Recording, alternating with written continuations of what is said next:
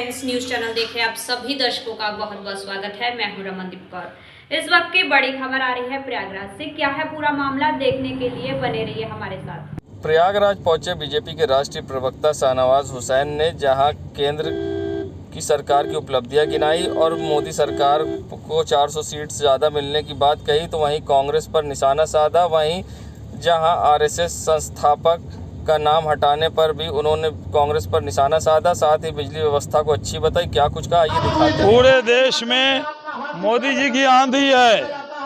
कितना भी नीतीश कुमार विपक्षी दल को इकट्ठा कर लें, जीतेंगे मोदी, 400 के पार जाएंगे। जनता ने मन बना लिया है।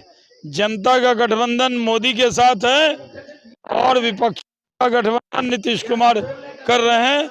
जनता जीतेगी, ये पब्लिक के मन में है, दिल में बस गए हैं मोदी जी।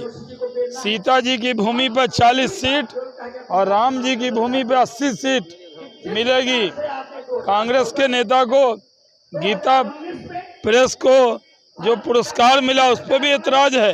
कांग्रेस को सनातन से इतना एतराज क्यों है? ये बहुत गलत किया है कर्नाटक की सरकार ने।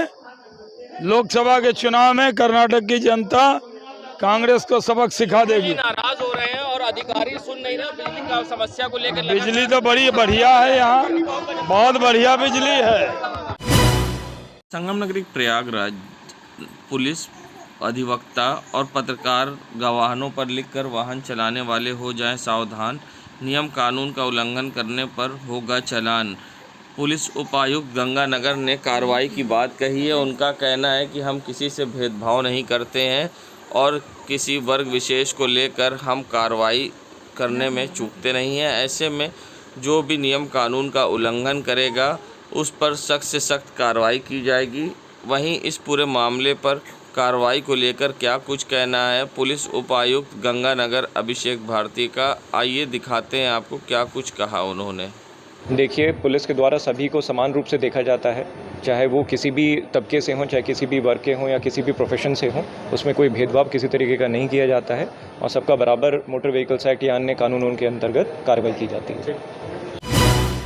संगम नगरी प्रयागराज में जहां मोबाइल डी एडिक्शन मनोवैज्ञानिक थेरेपी के द्वारा मोबाइल एडिक्शन से लोगों को दूर किया जा रहा है। लगातार युवाओं में मोबाइल एडिक्शन की समस्या हो रही है, क्योंकि जल्दी नाम कमाने और पैसा कमाने के लिए मोबाइल का ज़्यादा इस्तेमाल करते हैं, जिसका कारण होता है माता पिता का सुपरविज़न कम होना। ऐसे में इस तरह के लोग किस तरह से ग्रसित होते हैं, कितनी समस्या होती है, इस पर क्या कुछ कहना है डॉक्टर ईशान्या राज का, आइए दिखाते हैं। जहाँ भी मोबाइल एडिक्शन के केसेस आते हैं, हमने देखा है उसका कारण यही रहा है कि माता पिता का जो सुपरविज़न है वो बहुत कम रहा है। साथ ही बच्चा जो है उसको किसी न किसी चीज़ की कमी या अभाव रहता है। देखा जा सकता है कि पैसे का भी अभाव होता है बच्चों में। तो बच्चे जो हैं वो कम समय में ज़्यादा बड़ा नाम करने के लिए या ज़्यादा पैसा कमाने के लिए वो ऐसे इन्हीं माध्यमों और रास्तों का चुनाव करते हैं जहाँ वो आगे चल करके बुरी तरीके से फंस जाते हैं। और कुछ बच्चे ऐसे होते हैं जिनको नशे की लत की आदत होती है, तो वो बच्चे नशे में भी कई बार ऐसे कृत्यों को अंजाम देते हैं, या तो बहुत ज़्यादा मोबाइल चलाएंगे या ऐसे लोगों से जुड़ेंगे जो शायद उनके लिए हानिकारक हो सकता है, उनके भविष्य के लिए हानिकारक हो सकता है। इसमें एक चीज़ बहुत अहमियत रखती है कि ज़्यादातर ऐसे मामलों में देखा गया है कि किशोर बहुत इन्वॉल्व हो रहे हैं, और किशोरावस्था जो होती है वो तनाव और तूफान की अवस्था होती है। इसमें आप जैसा मोड़ देंगे बच्चा उसी मोड़ पे उसी तरीके से ढल जाएगा। तो माता पिता को चाहिए कि इस अवस्था में होने वाले जो परिवर्तन है उसको समझते हुए अच्छे से बच्चों के साथ संवाद स्थापित करें, बच्चों की गतिविधियों पे बहुत क्लोजली नज़र रखें। बच्चा किससे बात कर रहा है, अगर मोबाइल भी चला रहा है तो उसमें वो क्या देख रहा है और मोबाइल में किन किन गतिविधियों में वो शामिल हो रहा है। कई बार हम बोलते हैं कि नहीं, बच्चा टेक्नो फ्रेंडली हो रहा है, तो टेक्नो फ्रेंडली होने के लिए बच्चे को जितने गेम देने हैं दे दो, खेलने दो उसको, इंटरनेट भी फ्री आप रिचार्ज करा दो या वाईफाई घर में लगा दो, आपको ये भी देखना है कि वो उसका यूज़ कर रहा है, मिसयूज़ कर रहा है, कि वो हार्मफुल यूज़ से डिपेंडेंस के पैटर्न में चला जा रहा है। तो केसेस वहीं पे ऐसे ज़्यादा आते हैं जहाँ माता पिता का सुपरविज़न कम होता है, बच्चा किसी अभाव का शिकार होता है, बच्चे के अंदर ऐसे परिवर्तन होते हैं जो कि वो समझ नहीं पाता और उस परिवर्तन से लड़ने या भागने के लिए वो एडिक्शन के ऐसे रोल को निभाता है। संगम नगरी प्रयागराज के करछना इलाके में जहां प्रबुद्ध महासम्मेलन का आयोजन किया गया, जिसमें बतौर मुख्य अतिथि के तौर पर जहां भाजपा के राष्ट्रीय प्रवक्ता शाहनवाज हुसैन शामिल हुए। बता दें बीजेपी सरकार और मोदी सरकार के 9 साल केंद्र में पूरे होने पर इस कार्यक्रम का आयोजन किया जा रहा है। वहीं आज पीयूष रंजन निषाद के विधानसभा क्षेत्र में ये कार्यक्रम का आयोजन किया गया था। साथ ही इस मौके पर जहां इलाहाबाद संसदीय क्षेत्र से सांसद रीता बहुगुणा जोशी भी उपस्थित थी और उन्होंने क्या कुछ कहा, ये दिखाते हैं। पूर्व सफलता है और जिस गर्मी में आज आपने देखा कि हजारों बहनें और हजारों भाई आए हैं, तो ये मोदी जी की लोकप्रियता है और योगी जी के शासन के प्रति लोगों का विश्वास है।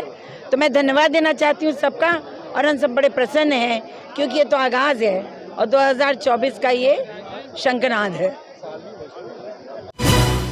संगम नगरी प्रयागराज के खराब खस्ता हाल सड़कों को लेकर अब कांग्रेस के नेता व पूर्व नगर अध्यक्ष नफीस अनवर ने बड़ा सवाल खड़ा किया है। साथ ही योगी सरकार पर निशाना साधा है और खराब सड़कों को लेकर उन्होंने सवाल खड़े किए हैं। ऐसे में कांग्रेस नेता नफीस अनवर का प्रयागराज की खस्ता हाल खराब सड़कों को लेकर क्या कुछ कहना है, आइए दिखाते हैं आपको। देखिए, जिस तरीके से 2012 में उत्तर प्रदेश में योगी आदित्यनाथ के नेतृत्व में सरकार बनी और उन्होंने सबसे पहला एक नारा दिया गड्ढा मुक्त सड़कें होंगी, लेकिन 2012 से 2017 तक और 2017 से लेकर 2022 तक जो गड्ढा मुक्त का नारा था वो पूरी तरीके से फेल हो गया है। कहीं ना कहीं महाकुंभ है और बजट केंद्र और प्रदेश सरकार का, नगर निगम का तमाम बजट आया हुआ है। और पिछली बार जिस तरीके से कोरोना काल की वजह से पूरे शहर के अंदर नहीं, पूरे उत्तर प्रदेश और पूरे देश के अंदर विकास कार्य में बहुत ही कमी आई थी। सड़कें पूरी तरीके से ध्वस्त थी, बनी नहीं, हम लोग बहुत परेशान हुए, लेकिन बजट ना होने के कारण सड़कें नहीं बन पाई। लेकिन इस बार उम्मीद है कि महाकुंभ को देखते हुए केंद्र सरकार और उत्तर प्रदेश सरकार द्वारा जो बजट आया हुआ उससे उत्तर प्रदेश की पूरी सड़कें पूरी तरीके से बहाल होंगी। खस्ता हाल गलियां हैं, इंटरनल जगहों पर तमाम गड्ढे हैं, तमाम चीज़ें, उन समस्याओं का समाधान इस बार उम्मीद है कि होना चाहिए। प्रयागराज में जहां एक तरफ भीषण गर्मी पड़ रही है, ऐसे में लोगों का सड़कों पर निकलना मुश्किल हो गया। लोग गमछे का सहारा ले रहे हैं, मुंह ढक कर निकल रहे हैं। तो ज़्यादातर सड़कों पर सन्नाटा पसरा दिखाई दिया है। तो वहीं दूसरी तरफ बिजली कटौती से भी लोग परेशान हैं। जहां पुराने शहर में बिजली कटौती से लोग परेशान हैं और लोगों को अब परेशानी हो रही है। सड़कों पर लोग छाता लेकर निकल रहे हैं। ऐसे में गर्मी को लेकर और बिजली कटौती को लेकर क्या कुछ कहना है प्रयागराज की जनता का, ये दिखाते हैं। अरे भैया, बहुत ज़्यादा परेशानी तो बहुत ज़्यादा है इस गर्मी से, और कटौती भी जहाँ कटौती हो रही है वहाँ तो फिर बातें कुछ और है। संजू पटेल है, मैं मीरापुर क्षेत्र प्रयागराज का निवासी हूँ सर। बिजली कटौती तो बहुत ज़्यादा हो रही है सर, इसीलिए हम लोगों को बहुत ज़्यादा परेशानी का सामना करना पड़ता है। घर में बच्चे हैं, छोटे छोटे बीवी हैं, सब परेशान हो जाते हैं सर। अब इसके लिए तो प्रशासन शासन सब करें व्यवस्था दुरुस्त। संगम नगरी प्रयागराज का ताज़ा मामला सामने आया है, जिसमें अब सहारा कंपनी की ठगी का एक और युवक शिकार हुआ है। जहां अब युवक दर दर पीड़ित मदद की गुहार लगा रहा है। पिछले 4 सालों से वह डेली अपने पैसे दुकानों से निकाल कर सहारा में जमा करता था। 1 लाख से ज़्यादा रुपए यहां उसने जमा किए एजेंट के माध्यम से। 4 साल हो जाने के बावजूद उसे जब पैसा नहीं मिला तो अब वह मदद की गुहार लगा रहा है। कंपनी के कई बार चक्कर लगाने पर भी उचित जवाब नहीं मिला है। ऐसे में पीड़ित शुभम शर्मा ने मदद की गुहार लगाई है और सहारा कंपनी से नहीं मिल रहे पैसे को लेकर अब जहां कार्रवाई की मांग भी की है। क्या कुछ कहा है, ये दिखाते हैं। तो हमने जमा किया बप्पू के पास, सहारा कंपनी है, उसमें जमा किया था हमने पैसा। और हमें जो है प्रॉब्लम घर में आ गई थी, हमारे बहन की तबीयत खराब हुई थी, तो मम्मी ने बोला कि पैसा जमा किए थे पूरा हो गया है, कब तक में मिलेगा। मैंने कहा कि मम्मी, उन्होंने कहा है कि थोड़ा समय लगेगा, पैसे मिल जाएंगे, वो जल्द से ही जल्दी मिलेंगे। बोले अच्छा। क्या हुआ? पैसे की बीच में प्रॉब्लम चल रही है, मिल नहीं पा रहा पैसा, सहारा कंपनी गए थे? सहारा कंपनी अभी भाग गई है, क्या है ये बताते हैं मुझे। जिनके पास मैं जमा करता था उन्होंने कहा कि बेटा अगस्त तक में हो सकता है कि कंटिन्यू पैसा सबका आना शुरू हो जाए। तो गया था तो वहाँ पे बोलते हैं कि जो है आजकल टहलाते रहते हैं, कभी कुछ तो बोलते नहीं, तो सही जवाब देते ही नहीं है, वहाँ से इन्फॉर्मेशन मिलती ही नहीं है। तो ऑफिस वाले सही नहीं बताते? नहीं। किसके नाम पे अकाउंट है? मम्मी के नाम से। मैं तो उनका नाम नहीं हूँ। क्या नाम है मम्मी का? मम्मी का नाम नगीना शर्मा। और आपका? मेरा नाम शुभम शर्मा। संगम नगरी प्रयागराज के नज़ारा है रीडर रोड की सड़कों का, जहां ये मुख्य मार्ग है प्रयागराज जंक्शन को जोड़ता है। मगर सबसे बड़ी बात, महीनों से यहां की स्ट्रीट लाइट बंद पड़ी है और कई बार अंधेरे में यहां दुर्घटनाग्रस्त भी लोग हुए हैं।